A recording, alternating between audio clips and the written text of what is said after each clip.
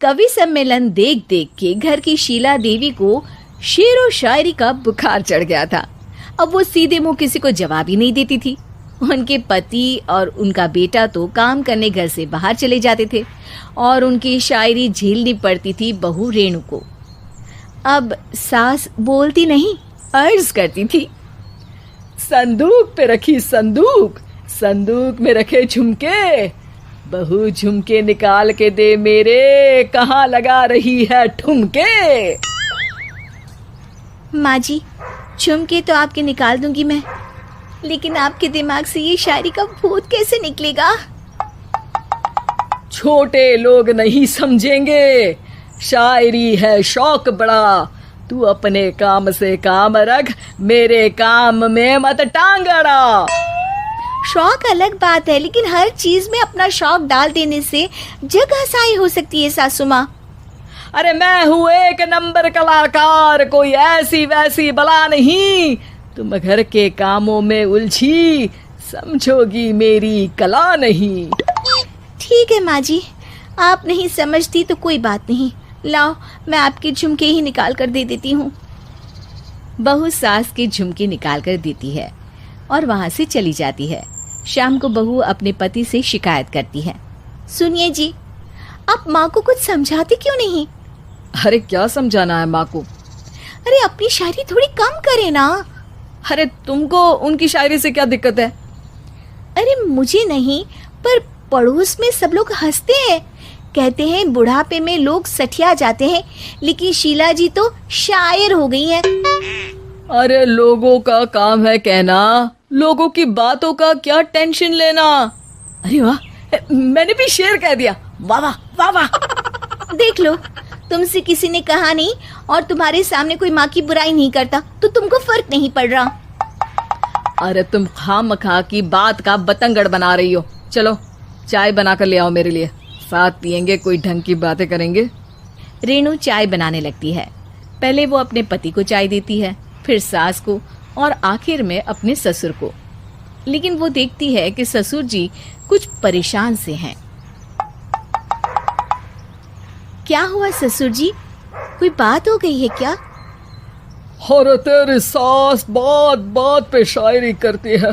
कल मैंने पूछा कि खाना खाया तो तेरी सास ने क्या जवाब दिया पता है? अरे गलती की और आरोपी ने कोड़े खा लिए फटाफट, खाना तो नहीं पर पकोड़े खा लिए झटाझट। अब बता क्या जवाब दूं इस बात का?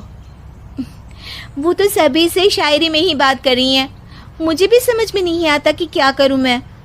बेटा उसको उसी की भाषा में जवाब देना पड़ेगा। मैं तो आम बातचीत में भी उसके सामने कुछ नहीं बोल पाता, शायरी में क्या बोलूंगा भला। ससुर ने जैसे ही कहा कि उसको उसी की भाषा में जवाब देना पड़ेगा, बहू को ये बात जच गई। अगले ही दिन वो शायरी की कुछ किताबें लेकर आई और शायरी की प्रैक्टिस करने लगी ताकि सास को उन्हीं की भाषा में जवाब दे सके। उसने दिन रात एक कर दिए। एक दिन सब साथ में बैठकर टीवी देख रहे थे, तभी रेणु सबके लिए बिरयानी बनाकर लाती है, लेकिन सास को बिरयानी भाती नहीं। कौवा करता काऊ काऊ, चिड़िया बोलती ची ची, इतना खराब बिरयानी बनाई है कि मुंह से निकले छी छी।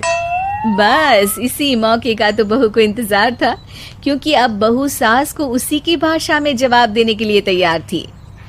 माँ जी, हमको अपनी ये बेकार शायरी ना सुनाइए, जैसी भी बनी है बिरयानी चुपचाप खाइए।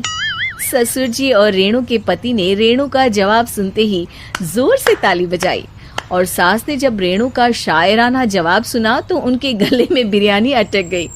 बहू ने एक और शायरी का तीर छोड़ा। शायरी में बहू के सामने सास हो जाएगी ढेर, क्योंकि सास मारेंगी एक शेर तो बहू मारेगी 1.25 शेर। सास को छोड़ के सब वाह वाह करने लगते हैं।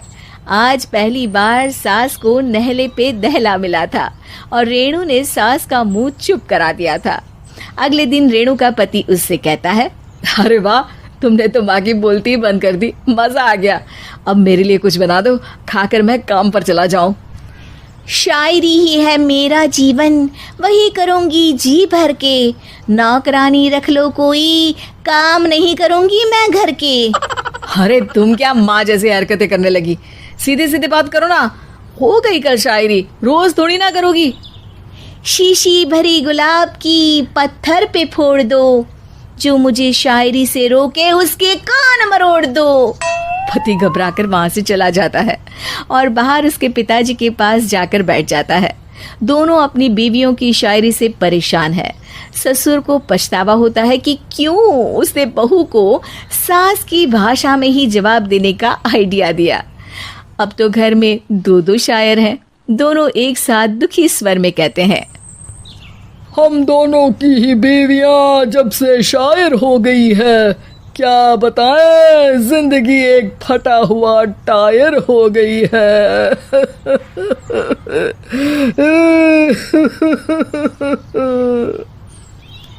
हम दोनों की ही बीवियां जब से शायर हो गई है, क्या बताएं, जिंदगी एक फटा हुआ टायर हो गई है।